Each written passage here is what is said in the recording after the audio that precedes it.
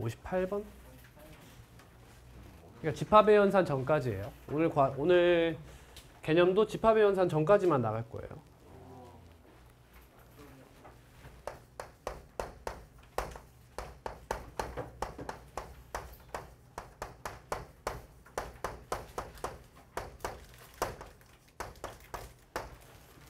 집합의 뜻과 표현입니다. 우리 빨리 하고 빨리 갑시다. 뭔 말인지 알죠? 집합의 뜻이 뭐죠? 그 대상을 명확히 알 수 있는 모임을 뜻해요. 집합이라는 것 자체에 명제의 정의가 들어가는 거죠. 참이냐 거짓이냐를 정확하게 판별할 수 있어야 한다는 뜻입니다. 그래서 그 집합의 구성 요소들을 우리는 원소라고 부르게 됩니다. 그래서 원소 포함 기호는 삼지창이죠. 안 들어가면 빗금치고요. 다음, 그럼 이제 집합의 종류를 배워야 되죠. 종류는 크게 몇 가지? 세 가지가 있어요. 첫 번째, 공집합. 두 번째, 유한집합. 세 번째, 무한집합이 있죠. 근데 무한집합도 종류가 있어요. 뭐랑 뭐? 가산집합과 비가산집합이 있습니다. 맞습니까? 종건 씨? 맞습니까? 호준 씨? 예. 공집합은 뭐예요? 원소의 개수가 빵인 집합이에요. 그래서 기호로 파이죠, 파이. 이렇게 쓰게 됩니다. 공집합도 무슨 집합? 유한집합이죠. 유한집합은 원소의 개수가 유한한 집합이고요. 무한집합은 원소의 개수가 무한한 집합이에요. 그래서 얘는 두 가지로 나눌 수 있다. 가산과 비가산. 셀 수 있냐? 없냐를 나누는 기준이 뭐죠? 가산집합은 원래 엄밀한 수학적 정의는 크기가 자연수 집합보다 작거나 같은 걸 뜻해. 그래서 유한집합도 원래는 가산집합이다. 셀 수 있잖아요. 근데 우리는 그냥 가산하면 무한의 영역에서 다룬다 라는 거예요. 그래서 가산의 대표적인 예가 뭐가 있죠? 자연수 집합이 있고 또 정수 집합이 있고 또 유리수 집합이 있죠.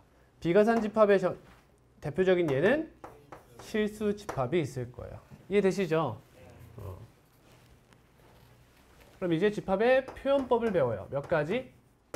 세 가지 있어요. 첫 번째, 원소 나열법이에요. 두 번째, 조건 제시법이죠. 세 번째, 벤 다이어그램이에요. 이 중에 가장 중요한 친구 누구죠? 조건 제시법이에요. 이유는요? 원소 나열법으로 표현할 수 있는 함수 집합 뭐가 있죠? 유한집합과 가산집합이 있어요. 조건제시법은 유한집합, 가산집합, 비가산집합 전부 다 표현할 수 있어요.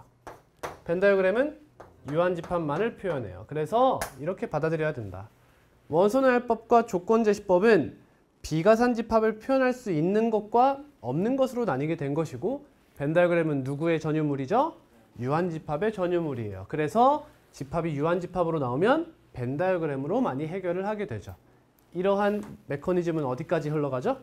함수까지 흘러가서 정의역 또는 공역이 유한집합이면 벤 다이어그램을 풀게 되고 그게 아니라면 비가산이면 그래프로 문제를 해결하게 되고 가산이면 대수에 나오는 수열 파트로 넘어가게 되나 가산 집합으로 이루어진 함수가 등장할 때도 간혹 있죠? 그땐 보통 뭘 가진다? 규칙성을 가지기 때문에 문제를 구구절절 귀납적으로 해석해서 풀면 된다. 오케이? 그런 식의 흐름을 갖게 됩니다. 자, 그럼 이제 무슨 얘기예요? 포함관계 얘기해야 되잖아. 그래서 뭐가 나와? 부분집합 개념이 나오게 돼요.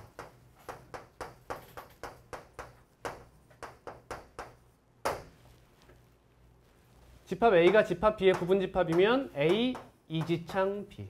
이런 식으로 표현하죠. 이거의 정의가 뭐죠? 어떤 X가 존재해서 너가 A의 원소이면 B의 원소이다. 얘가 참이면, 이해되지? 참이면 A가 B의 부분집합입니다. 또는 집합 A가 집합 B에 포함됩니다. 이런 식으로 많이 표현하게 되죠. 그러면 집합 A의 부분집합의 개수는 몇 개가 돼? NA에 대한 이야기가 나와야겠지. 그래서 나오는 게 유한집합의 원소의 개수 얘기가 나오는 거죠. 집합의 원소의 개수야? 유한집합의 원소의 개수야. 무한집합은 원소의 개수란 말을 쓰지 못하죠. 근데 사실 엄밀하게 얘기하면 집합의 크기라는 이야기를 하게 돼. 또는 농도라는 이야기를 하게 된다. 그 농도가 자연수 집합보다 크면 비가산이고 아니면 가산이다. 이렇게 얘기하는 거야. NA다 하면 이게 집합 A의 원소의 개수를 뜻한다. 맞죠? 그래서 그 다음 원래 부분집합이 나오지. 그래서 NA가 K이면 N이라고 써도 되겠지? N이면 A의 부분집합의 개수는 몇 개예요? 2의 N제곱개다. 이유는요? 각각이 두 개의 선택지를 갖기 때문이다 라고 이야기했어요. 그래서 이제 여기서 등장하는 개념이 한 가지 있죠. 뭐죠? 반드시 포함하냐 포함하지 않냐 라는 개념이 나오죠. 제발 이게 개념에 있다는 것을 잊지 말아야 합니다. 알겠니? 개념에 있다는 걸 이해해야 돼. 유형처럼 받아들이시면 안 됩니다. 예를 들어 집합 A가 1, 2, 3, 4, 5를 원소로 하는 집합인데 집합 A의 부분집합 X가 있어요. 근데 X는 반드시 1을 원소로 한대요. 그러면 집합 X가 될 수 있는 개수는 몇 개죠? 2의 4제곱개다. 여기다가 2를 원소로 반드시 포함하지 말래요. 그럼 난 몇 개다? 8개다. 즉, 이 친구는 포함하든 포함하지 않든 중요한 게 아니라는 거지. 반드시 어떠한 조건이 잡혔다라는 거야. 그러면 집합 B가 1부터 12까지를 원소로 하는 집합이야. 자연수를. 그러면 집합 X가 A를 부분집합으로 하고 B의 부분집합이래. 그럼 이건 어떤 뜻으로 받아들여야 돼? X가 무엇을 원소로 한다? 1, 2, 3, 4, 5를 원소로 하는 B의 부분집합이다. 이렇게 받아들여야 된다.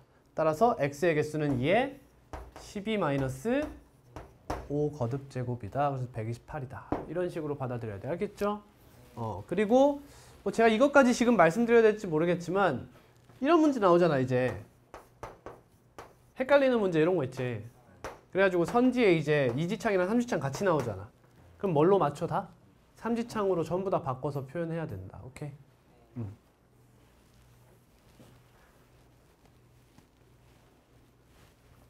자, 미리 할게요. 그러면 A가 B에 포함된다. 부분집합입니다와 같은 표현이 있죠? 이번엔 중요하지 않지만 미리 언급하고 갈게요. 뭐가 있죠? 집합의 연산에 대한 이야기가 쭈루룩 나와야 돼. 첫 번째, A 교비는 A다. 같은 말이죠. 아예. A 합비는 B다. A 차비는 공집합이다. B의 여집합이 A 여집합의 부분집합이다. 네 가지 같은 표현이 있다는 거 유념해 주시기 바랍니다.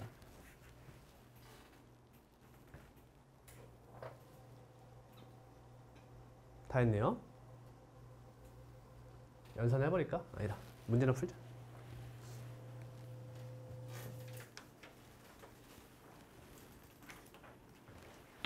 잠시만요.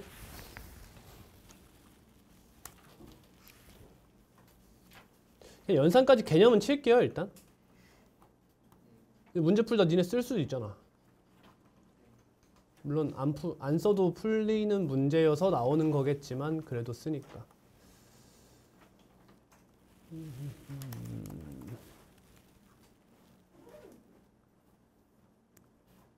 잠시만요.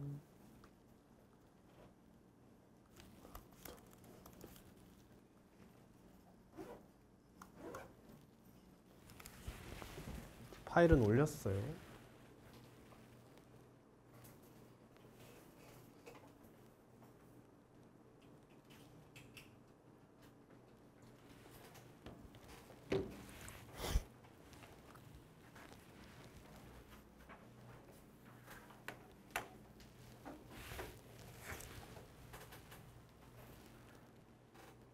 이상한 걸 올렸네.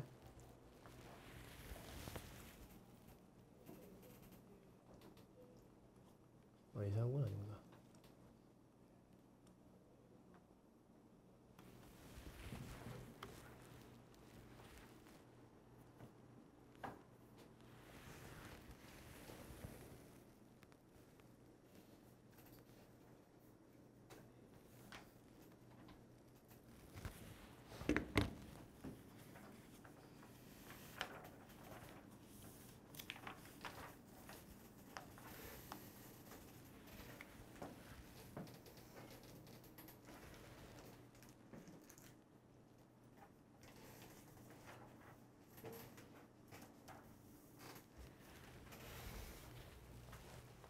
연산 나갈게요. 서로 같은 집합 이런 건 다 알죠?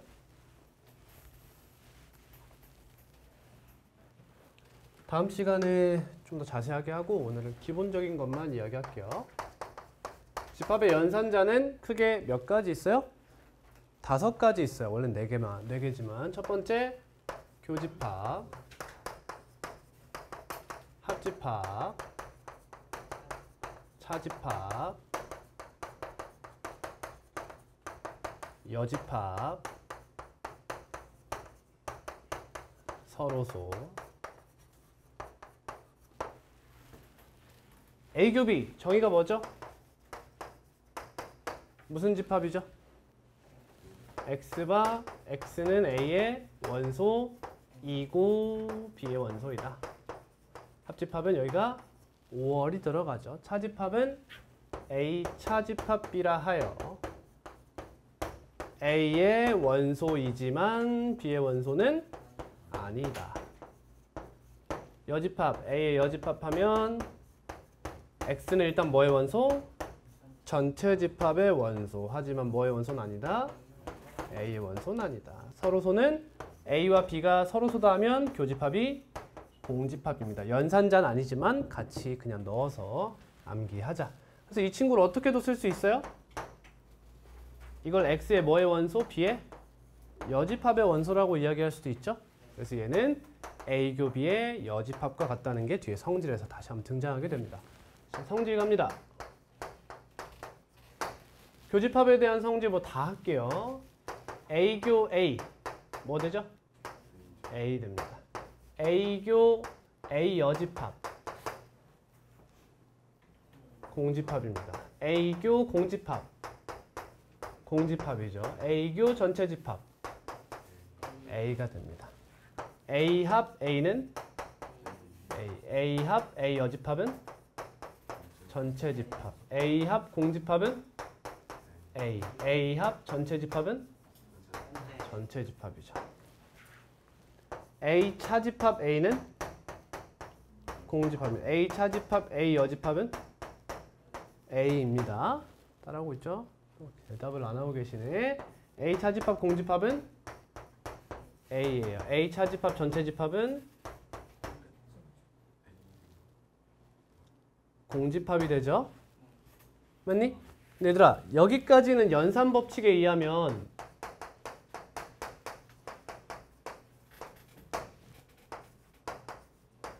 교집합과 차집합은 무슨 법칙이 성립하죠? 교환 법칙이 성립하죠. 또 뭐도 성립하죠? 결합 법칙까지 성립하죠.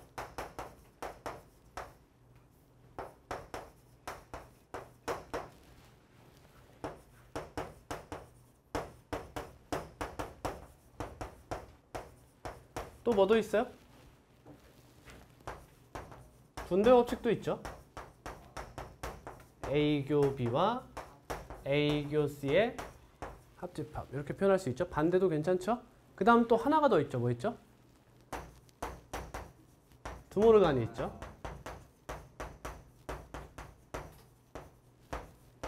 A교 B의 여집합은 A 여집합과 B의 여집합의 합집합이다. 이렇게 되죠. 즉, 이 차집합이라는 것은 교환, 결합, 분배 중 성립하는 게 아무것도 없어요. 그죠? 그렇기 때문에 여기까지는 이렇게 썼지만 여기서부터는 어떤 이야기가 필요하죠? 반대, 교환 법칙이 성립하지 않기 때문에 반대도 써줄 필요가 있어요. A 여집합에서 A를 차집합하면 뭐가 돼요? A 여집합이 돼요. 다음 공집합에서 A를 차집합하면 공집합이 되고 전체 집합에서 A를 차집합하면 A의 여집합이 됩니다. 오케이. 네. 다음 A의 여집합의 여집합은 뭐예요? 나 자신이고요. 공집합의 여집합은 전체 집합이고 전체 집합의 여집합은 공집합이 됩니다. 여기까지가 성질입니다. 다음 연산법칙 비슷하게 또 나오는 게 A 차집합 B가 뭐랑 같다? A 교 B의 여집합과 같으나 뒤에 유한집합의 원소의 개수가 다시 한번 등장하면서 너의 원소의 개수에 대한 얘기가 나오죠. 그래서 정확하고 깔끔하게 쓰는 방법. A 차집합 A 교비와 같고요. A 합비 차집합 B와 같다는 것도 일찍이 알고 계셔야 됩니다. 이해가시죠? 네. 다음 A의 여집합은 뭐와 같다? 전체 집합 차집합 A와 항상 똑같다는 것도 원소의 개수 때문에 이야기하고 갑니다. 그리고 여기에 흡수 법칙이라는 게 한 가지 더 있죠? 넘어갈게요. 그래서 배우는 게 이제 이런 게 있지. A 합 B의 원소의 개수는 NA 플러스 NB 마이너스 NA 교비다 라는 것이 있고요. 다음 NA 차집합 B는 뭐와 같다? NA에서 뭘 뺀다? NA 교비를 빼는 방법이 있고 또는 NA 합 B에서 NB를 빼는 방법이 있다라는 거 배우고요. 다음 NA 여집합은 N 전체 집합 마이너스 N A와 같다. 그리고 이 친구 3개짜리도 있었죠. 이러한 개념을 가지고 있는 거지.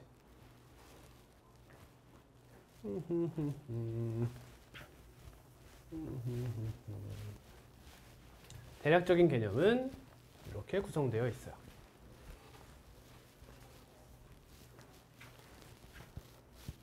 자, 문제 같이 풀게요.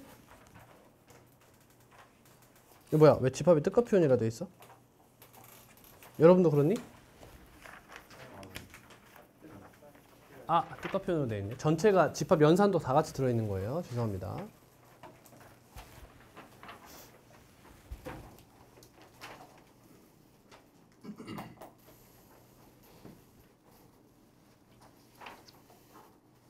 (9번)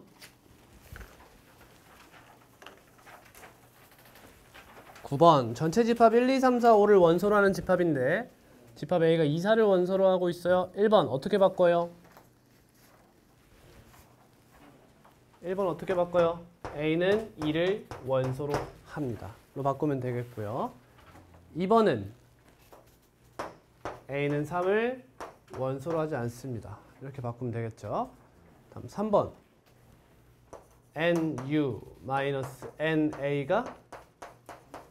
3이다. 얘가 몇이죠? 5네요. 따라서 NA가 몇이다? 2입니다로 바꿔주시면 되겠고요. 4번은 A 여집합에서 A를 차집합하면 N A 여가 되겠죠? 얘가 1이냐고 물으니까 NA가 몇이냐? 4냐로 바꿔주면 되겠고요. 이해하고 있어요? 다음 5번은 좌변이 뭐예요? 공집합이죠? 공집합이 전체 집합, 공집합이 공집합의 부분집합이냐? 맞는 말이다. 따라서 이거 딱 보면 일단 3, 4번 중에 답이 있겠네라는 판단을 내릴 수 있어야 합니다.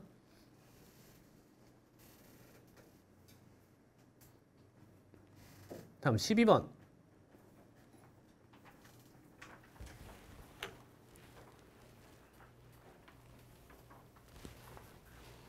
자, 바꿔요. 1번 어떻게 바꿀까?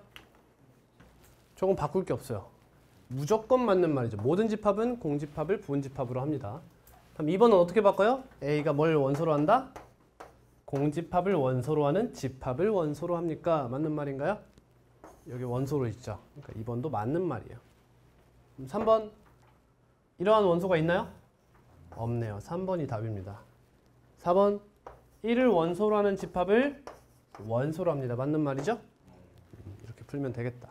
절대 틀리면 안 돼 이런 문제. 저주를 내릴 거야. 들어오면. 다음 18번 별 얘기는 아니고요. 이거 0 중괄호입니다. 자, 집합 A의 부분 집합의 개수가 4래. 뭘 알려준 거야? A의 뭐의 개수? 원소의 개수가 2입니다라는 거 알려준 거지? 근데 이게 몇 차야? 3차 방정식이잖아. 그러면 서로 다른 실근의 개수의 관점으로 들어가는 걸 기억해야 돼. 서로 다른 실근의 개수. 뭔 말인지 알지?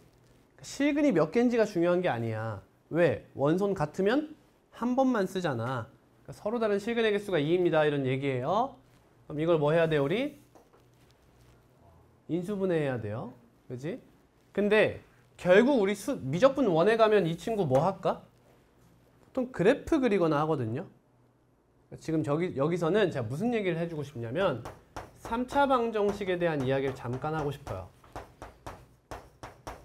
선생님 공통수학 원 내용인데 왜 굳이 지금 합니까? 자, 지금 제가 말씀드리는 것은 집합이라는 단원과 함수라는 단원은 있잖아. 여러분들이 지금까지 배웠던 내용을 다시 한번 복기시키는 단원이에요. 지금까지 배웠던 내용을 근간으로 수학적인 팩트, 명제에 대한 이야기를 하고자 하는 거거든. 그러면 당연히 집합명제 함수에선 니들이 지금까지 배웠던 내용을 다시 한번 복습시킬 수밖에 없는 거야. 그러니까 전 지금 공통수학 1에 대한 복습을 좀 시켜주고자 해요.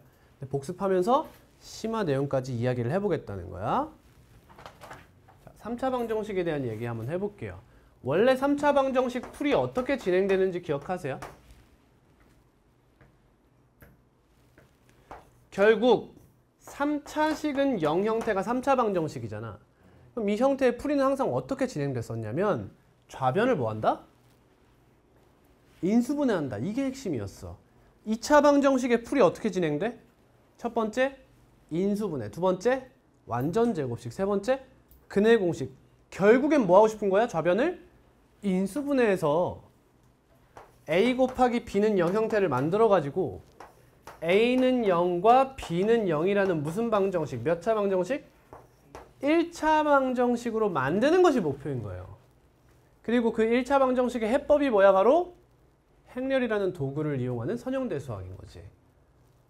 그런 형태로 이루어진다고 제가 이야기했었어요. 그럼 3차 방정식은 어떻게 풀 생각을 해야 돼? 좌변을 뭐 한다? 인수분해하여 1차 방정식을 유도할 생각을 하셔야 돼. 맞지? 이게 공통수학 1에서 배웠던 내용이야. 맞니?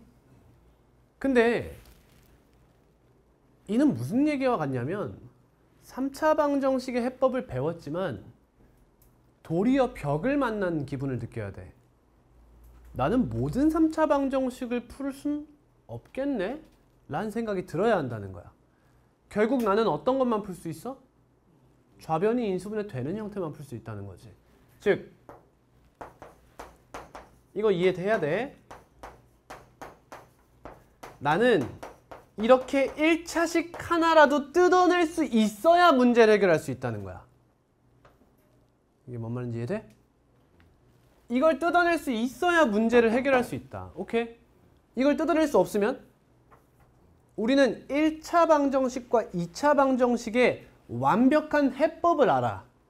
1차 방정식은 x는 뭐식을 나타낼 수 있고 2차 방정식은 아무것도 안 되면 무슨 공식 때리면 돼? 근해 공식 때리면 된다는 걸 알고 있어. 근데 3차 방정식은 3차 방정식 고유의 근해 공식을 배우지 않았잖아. 있어요? 없어요? 있습니다. 하지만 너무 어려워서 배우진 않아. 그러니까 인수분해 되어서 1차, 2차 혹은 1차, 1차, 1차로 인수분해 되는 형태는 우리가 해를 구할 수 있어. 맞지? 이걸 이해해. 첫 번째로. 됐어? 그러면 이게 인수분해 되지 않는 형태는 문제를 어떻게 해결해야 돼? 어떻게 해결해야 돼? 못한다고. 이 내 한계점을 명확하게 인지하고 있어야 돼. 문제에서 뭐가 나왔어? 3차 방정식이 나왔지? 근데 문제에서 뭐래? 원소의 개수가 2개래. 그럼 얘는 중근을 갖는다는 거지. 이해되니? 따라서 x-a의 제곱 곱하기 x-b인데 a와 b가 다르다는 걸 인지해야 되는 거야. 이런 형태로 인수분해가 되니까 나온 거 아니야. 맞니? 자, 하나만 더 갈게. 얘들아, 너희는 3차 방정식이 이렇게 생겼으면 얘들아 별 얘기 아닌 게 아니야. 지금 중요한 얘기한다. 얘를 인수분해 할 수 있다 없다를 구분짓는 기준이 뭐야? 즉 인수분해를 배울 때 범위를 어디로 잡았냐는 거야. 엄밀히 말하면 유리수고, 엄밀히 말하면 유리수고, 이런 형태로 되면 우리 A, B, C에 뭐 써? 정수를 쓰게 되지. 그래서 쌤이 그냥 정수라고 생각해라라고 했잖아. 정수 범위에서 인수분해가 되어야 하는 거야. 맞지? 그게 아니면 우린 인수분해 된다고 이야기하지 않잖아. 예를 들면 x제곱 마이너스 3 인수분해 더 이상 돼? 안 돼? 안 된다고 판단하잖아. 그지? 이해됐지? 이게 인수분해가 덜 된 거라고 하면 뭐야? 적어도 실수 범위의 인수분해를 한 거예요. 그래서 루트가 등장하는 것까지 용인하는 형태의 인수분해를 진행한 거단 말이야. 근데 우리는 그런 언급이 없다면 무조건 정수 또는 유리수 범위에서 인수분해를 한다고 한단 말이야. 여기까지 이해됐니? 오케이. 그러면 얘는 항상 인수분해가 되는 거야 안 되는 거야? 항상 되는 건 아니야. 하지만 복소수 범위라고 인지하면 항상 되는 거지. 그 방법은 알지 못하지만. 알겠어? 경계를 확실하게 잡아가라는 거야. 확실하게 잡아가라는 거야. 그러면 우리가 풀지 못하는, 즉 얘가 정수 범위에서 인수분해되지 않는 문제를 푸는 방법이 뭐야? 그걸 배우는 게 어디야? 미적분 원이야. 그걸 배우는 것이 미적분 원이라고. 그럼 우리는 그걸 배우지 않은 공통수학 2를 배우고 있지. 그러니까 이 친구는 당연히 뭐가 될 거다? 인수분해가 될 거다라고 판단해야 돼. 알겠니? 그럼 인수분해하는 방법이 뭐지? 3차 방정식의 해법이 뭐야? 첫 번째, 공통인수지. 두 번째, 인수분해 공식이에요. 세 번째, 인수정리죠. 머릿속에 뭐가 떠올라야 돼? 인수분해 도가 그려져야 돼. 첫 번째, 공통인수 존재하는가. 두 번째, 인수분해 공식이 성립하는가. 세 번째, 세 개로 갈라져. 공통 부분이 있는가. 있다면 치환하라. 보기차식인가. 풀이법 2개. 첫 번째, 치환. 두 번째, 합차 공식. 세 번째, 다양한 문자가 존재하는가. 3차 방정식에선 나올 리가 없죠. 맞니? 안 나오긴 하나. 미정계수가 등장하긴 하죠. 그렇지. 그리고 마지막 최후의 방법이 뭐야? 인수정리였어요. 인수정리. 그래서 인수정리에서 심화 개념으로 테일러 전개도 잠깐 다뤘고요. 죄송합니다. 아무튼 간에 근데 거기서 미정계수 나오면 쌤이 어떻게 풀으라 그랬어? 얘에 대한 형태로 나타내랬어. 그래서 a 곱하기 몇이라고 할 수 있어? x-1이라 했지? 그럼 얘가 0이 되도록 하는 x부터 대입하는 거야. 왜? a에 대한 항등식 느낌으로 바라보고 있는 거지. 그럼 1 대입하면 뭐가 돼? 1-5 플러스 a 플러스 4 마이너스 a 0이 되니? 됐지? 오케이. 그러면 x-1 곱하기다. 그냥 바로 쓸게. x제곱에 여기 플러스 a 쓸 수 있지? 여기 마이너스 x제곱이야? 그럼 얘가 되려면 마이너스 4x가 등장해야 된다 이거지? 이런 형태로 인수분해가 된 거야. 근데 너의 부분집합의 개수가 4개, 즉 원소가 2개, 즉 중근을 가져라. 그럼 a가 몇이거나 4가 돼서 얘가 중근을 갖던가 아니면 얘가 뭘 인수로 가져? 얘를 인수로 가지면 되는 거지. 1 대입하면 a-3이 0, 즉 a가 3. 이 두 가지의 값이 이제 답이 되는 거죠. 답은 12입니다. 까먹지 말라는 거야. 리마인딩 시킨 거예요. 절대 까먹으면 안 돼.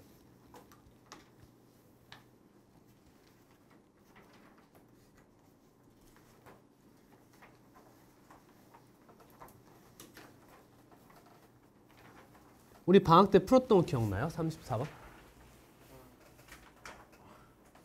기억납니까? 제가 비율 얘기했던 거 기억나요? 안 했나? 정규반에서? 했던 거 같은데. 뭔 얘기인지 모르는구나. 그럼 일단 풀어보고 다음 시간에 설명할게요. 여기서도 당연하게도 2차 함수에 대한 내용이 당연하게 등장하지. 근데 우리 풀었던 문제랑 수가 달라요.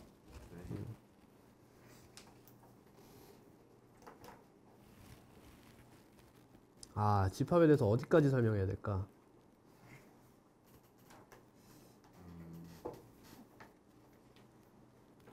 그래, 이건 설명할 만하다. 자, 심화 내용이에요. 여러분, 집합에는 두 가지 집합론이 존재한다고 했어요. 첫 번째, 공리적 집합론. 두 번째, 소박한 집합론이에요. 우리가 배우는 건 소박한 집합론이고, 공리적 집합론의 진정한 집합론인데, 우리 배웠던 거 항등원, 역원 있죠. 여러분, 항등원과 역원에서 이 원자가 뭐의 원자죠? 원소의 원자예요. 예를 들어 볼게. 자, 이런 집합이 있다고 가정해 보자.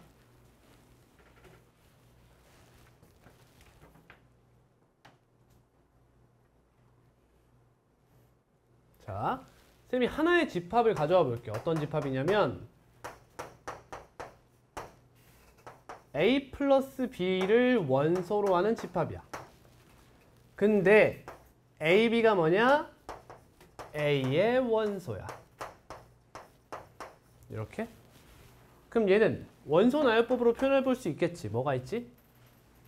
마이너스 2와 마이너스 1, 마이너스 1이야. 다음 마이너스 1과 1 가져오면 0이야. 다음은 2겠죠. 이해되겠니? 자, 그럼 만약에 봐봐. 제가 여기다가 0을 넣으면 어떤 일이 벌어지죠? 저기 원소에 0이 들어가면 0이 뭐야? 덧셈이라는 연산에 대한 항등원이지. 그래서 무조건 이 집합 X는 A는 부분집합으로 먹고 들어간다는 얘기를 할 수 있어요. 이해가 돼요? B가 0이라고 생각해봐. 그럼 뭐가 돼? A의 원소는 원소다. 이런 얘기가 되는 거야. 이해되겠니? 이게 원래 항등원과 역원의 역할이야. 뭔 말해? 이해되지? 오케이. 그러면 덧셈에 대한 역원이 뭐였지?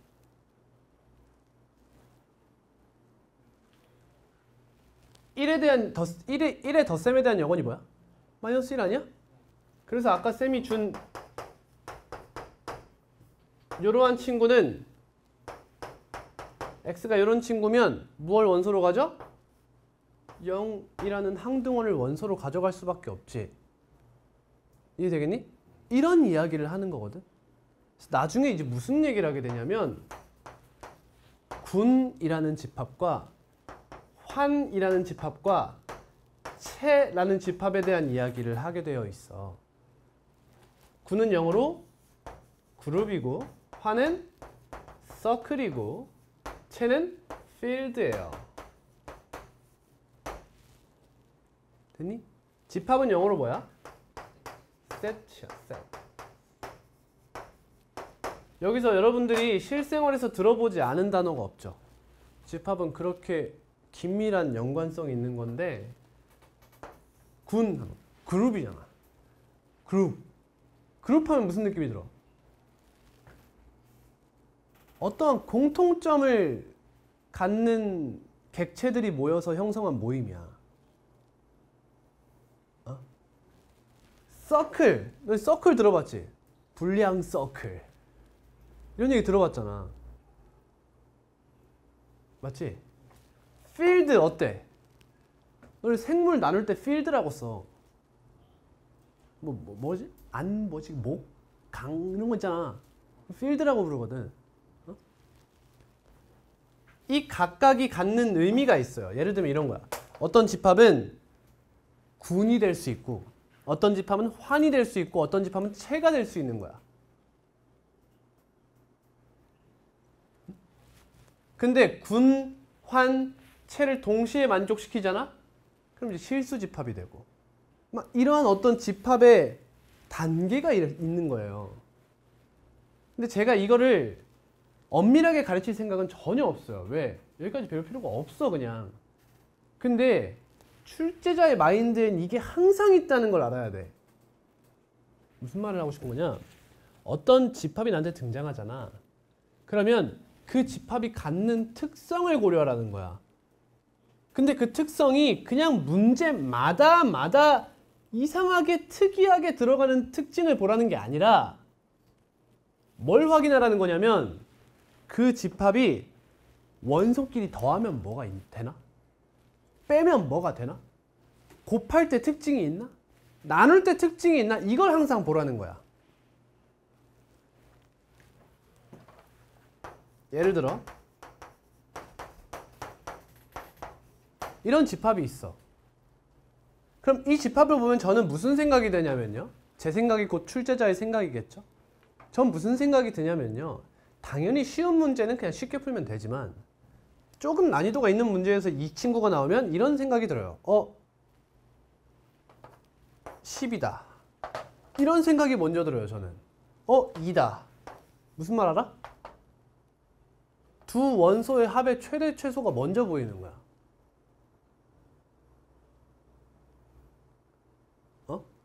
이게 무슨 말인지 아직 모르겠지? 2와 10이 떠올라요, 저는. 됐니?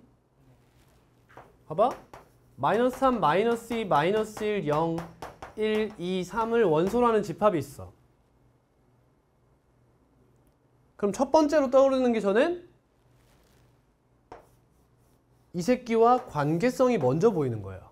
이렇게. 이해되겠어? 쌤 무슨 말하는지 모르겠어? 어떠한 집합의 원소를 보고 그 원소를 가지고 할 수 있는 행위가 무엇인지를 감을 잡을 수 있다는 거야. 이 친구는 해봐야 할 수 있는 얘기가 두 원소 더해갖고 최대가 몇이고 최소가 몇이고, 즉 너는 원소 값 자체가 가지고 있는 특성이 없다는 거야, 많이. 이해 가니? 실제로 이 친구는 어디에도 속하지 않는 집합이에요.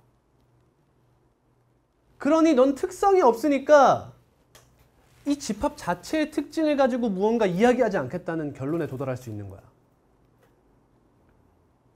선생님이 만약에, 저 말고요, 학교 교사, 출제자가 어떠한 집합을 가지고 이 집합이 가지고 있는 성질에 대한 이야기를 하고 싶었으면 절대 이런 집합을 나한테 제시하지 않았을 거라는 거지. 그러니까 이 집합 혼자만이 가지고 있는 어떠한 성질은 없을 거다라는 생각에 도달할 수 있는 거야. 제가 원하는 게 무슨 말인지 알겠어요? 원소에 무엇이 들어가 있는지에 따라서 민감하게 반응할 줄 알으라는 거야. 항등원 역원에 대한 이야기가 나오지. 그럼 이 문제는 얘네끼리 더하고 머시기를 할 확률이 매우 높은 거야. 그거에 발전해서 함수까지 가면 무슨 얘기? 기함수, 우함수 얘기를 하기가 너무 좋은 거지. 그러니까 더하고 빼고에 대한 이야기들.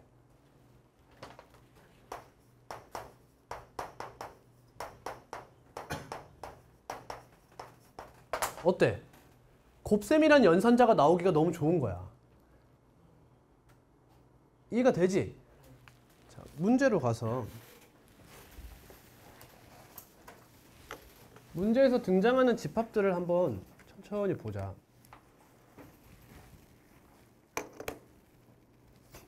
(39번) 봐봐. 서로 다른 세 자연수라고 하고 집합 B가 어떻게 나왔어? A의 원소를 각각 더하겠습니다. 이런 얘기가 나오잖아. 그러면 이런 생각이 전 먼저 들어요.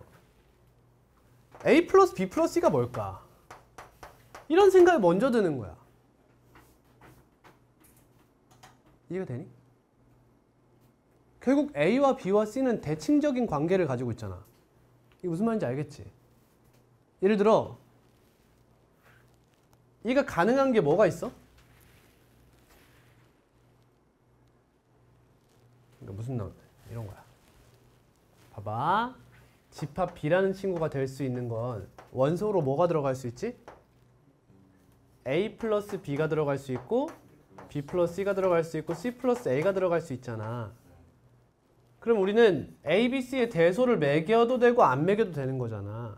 만약에 매긴다고 가정하면 이 새끼가 가장 작잖아. 어찌됐든 간에 다 더하면 뭐가 돼?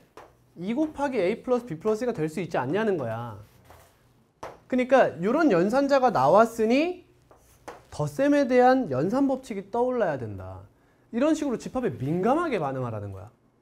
어떤 이야기를 하느냐에 따라서 집합이라고 같은 집합이라고 보면 안 된다는 거지. 그럼 이 친구 몇이야? 다 더하면? 이거 등차 수열이죠? 다 더하면 45돼요. 그죠? 그럼 세수의 평균이 뭐야? 2분의 45다. 이런 얘기에 도달... 아 뭐야? 등차 수열 아니네? 죄송합니다. 27 더하면 44? 더한 게 22다 이런 얘기지? 근데 가장 작은 게 12잖아? 그러니까 C는 10이다 이런 얘기에 도달할 수 있죠? 가장 큰 게 17이니까 A는 5다 이렇게 쓸 수 있는 거잖아. 맞니? 얘가 7인가요 이렇게? 그러니까 이렇게 어떠한 연산에 대한 이야기를 할까를 예상해 보라는 거예요. 여긴 나온 거지 대놓고. 더 할 거야 라고. 41번 보세요. 20이하의 자연수를 원소로 가지겠대요. 전체 집합이 좀 이상하게 나왔죠? x바 x는이에요. 죄송합니다. 부분집합 x에 대해서 x가 다음 조건을 만족할 때 nx의 최대값. 그럼 봐봐. 문제를 보고 무슨 생각했더니 얘들아.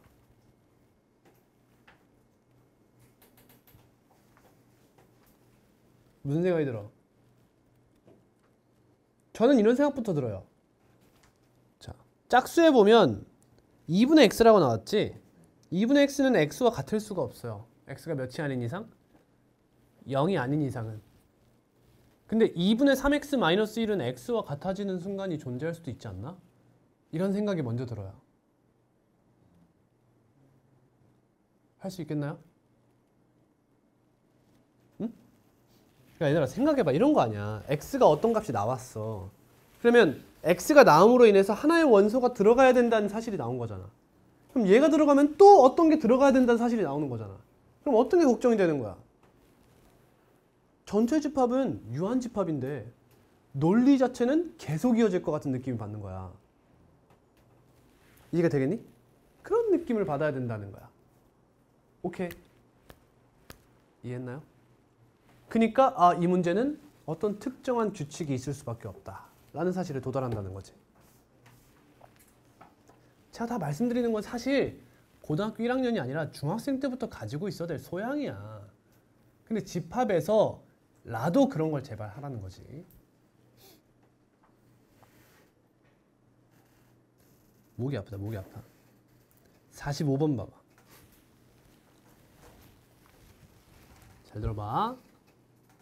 3의 배수가 아닌 30 이하의 자연수래. 유한집합이지. 그거에 부분집합 A가 있는데 원소의 개수가 4개래. 근데 원소를 더했더니 100이래. 그러면 4개의 원소에 하나의 관계식이 등장했지. 맞아? 근데 A의 모든 원소를 작은 수부터 나열했을 때 라고 하니까 무슨 느낌이 들어? 이거 이해되나? 벌써 문제가 끝나면 안 되는데? 이런 느낌이 들어야 돼. 이해가? 원소가 4개라며. 근데 식이 하나야. 근데 문자가 자연수? 오케이, 알겠어. 그러니까 부정방정식 느낌으로 식 하나 없어도 된다는 거 알겠어. 이해돼? 근데 2개가 나와야 되는데 안 나왔잖아. 그럼 이건 뭐야? 특이한 케이스의 문제구나 라는 걸 인지해야 돼. 그럼 적어도 x1부터 x4까지 값을 다 구할 필요가 없을 수도 있겠다 라는 생각이 드는 거지. 이해되니? 그러면 이걸 이제 식으로 한번 써보는 거야. 그럼 어떻게 돼? 풀어보는 친구들도 있죠. x1부터 x4까지 다 더하니까 뭐가 됐어? 100이 됐다. 근데 문제에서 저걸 원한대잖아. 그럼 제 눈엔 이렇게 보여요, 여러분.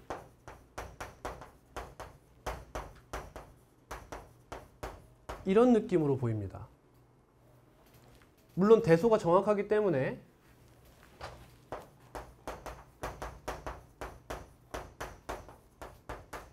이렇게 써줘야겠죠? 그러니까 이 친구도 달리 보이죠? x 더하기 x4 플러스 x1 플러스 x3 이런 식으로 보이는 거지. 왜 이런 사고에 도달할 수 있다? 식이 부족한 걸 봤거든. 그러니까 독특하게 풀릴 것이라고 예상을 하고 이렇게 가는 거야. 알겠지? 체계적인 마인드를 가지라는 거야. 비단 집합에 국한한 문제가 아니라는 거야. 지금 쌤이 얘기하는 게. 그러면 뭐야? 이것 따로 봐야 되나? 이런 사고를 할 수 있는 거지. 그럼 얘 최대값을 구하라고 했으니까 문자를 최대한 지워볼까? 그럼 얘가 뭐라고 볼 수 있어? 100 마이너스 너라고 볼 수 있겠네? 그럼 너를 K라 주면 K 마이너스 100 마이너스 K겠네. 따라서 2K 마이너스 100이네. 됐어? 그러면 K에 대한 몇 차네? 1차식이네. 기울기가 양수네. 무슨 함수네? 증가함수네. 난 뭘 구해야겠구나? x2 플러스 x4의 최대값을 구해야겠네. 이렇게 생각하라는 거지. 그러면 여기서부턴 찍으라는 거네. 부정방정식 느낌이네. x4를 뭐부터 해? 29부터 이런 식으로 식 조작을 한번 해보라는 거다. 어때? 제가 모범 답안에 도달하는 최적의 경로를 소개를 드렸어. 그럼 이게 사실 집합이라는 단어는 뭐야? 피지컬이야. 피지컬이 좋아야 돼. 피지컬. 당연한 거지. 제가 지금 피지컬을 풀어서 설명을 드린 거예요. 결국에는. 역량 차이가 여기서 나는 거야. 이 정도면 됐을 것 같은데. 설명은 드렸어요.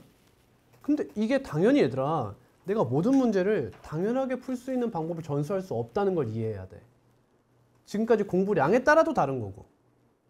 그치? 그리고 수학이라는 거에, 문제 푸는 거에 얼마나 흥미가 있느냐에 따라 달린 거야. 내가 이 문제 깊이 있고 풀고 만다 라는 느낌으로 분석하고 들어가면 문제는 풀릴 것이고, 대충 과제만 한다고 생각하면 못 푸는 거야. 질문하고 그러네 하고 나는 피지컬을 늘리지 못하고 또 한 줄을 버리게 되는 것이다.